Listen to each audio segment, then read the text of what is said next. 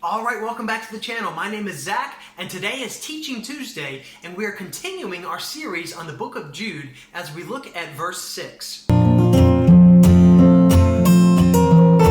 Alright, verse 6 of the book of Jude. It says, "And angels who did not keep their own domain, but abandoned their proper abode, he is kept in eternal bonds under darkness for the judgment of the great day." So as we mentioned in the last video, Jude gives his readers three vivid examples to remind them of what it means to be apostate. And he demonstrates this by giving three examples: the apostate Israelites, the apostate angels, and the apostates of Sodom and Gomorrah. So today we're going to focus on the apostate angels. Okay, so let's look at the second example that Jude gave in verse 6 here on the apostate angels. The fact that these angels are not specifically identified indicates that Jude assumed his audience was already familiar with the details of their extraordinary defection. And commentators have offered three main views as to the identity of these angels. Some argue that Jude's reference is to an episode his readers knew nothing about.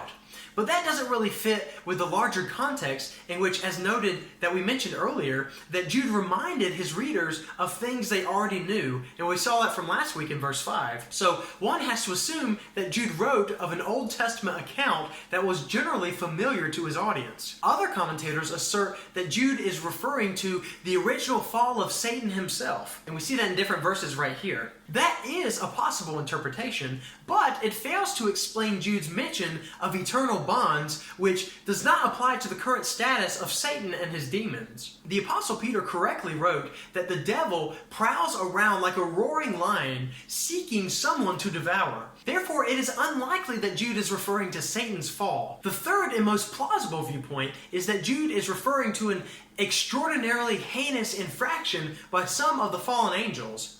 That sin that we see recorded in the Old Testament was so severe that God placed the offending demons in chains to prevent them from committing such perversity ever again. And Peter said they sinned, whereas Jude described two closely related aspects of the fallen angel's sin. Firstly, they did not keep their own domain. Instead of staying in their own realm of authority given by God, they went outside of it. Secondly, they abandoned their proper abode. With Lucifer, they rebelled against their created role and place in heaven. So when God expelled them from heaven for that rebellion, some continued their downward fall to the point of taking masculine human form and cohabitating with human women to produce a generation of demon-influenced, thoroughly corrupt children. God sent those particular apostate angels to a place under darkness for the judgment of the great day. And Peter wrote that God committed them to pits of darkness reserved for judgment. But the good news is that these demons that had done this are in chains until the great day. And they're under God's sovereign control until He has appointed for them to be released. And we see this in the book of Revelation. But ultimately, that's not something that we have to worry about today. That we just have to know from this passage and this verse that it is an example for us to see the godless behavior of the apostates by these three examples that Jude is giving to us, by looking at apostate Israel, apostate angels, and apostate Gentiles. And we'll look at apostate Gentiles next week as we look at verse 7.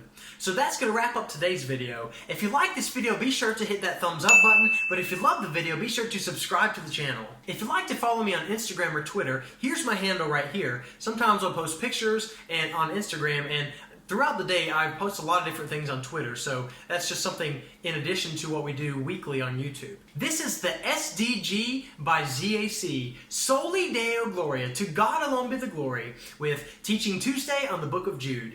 We wish you providential blessings. Take care. We'll catch you next time as we look at Jude, verse 7.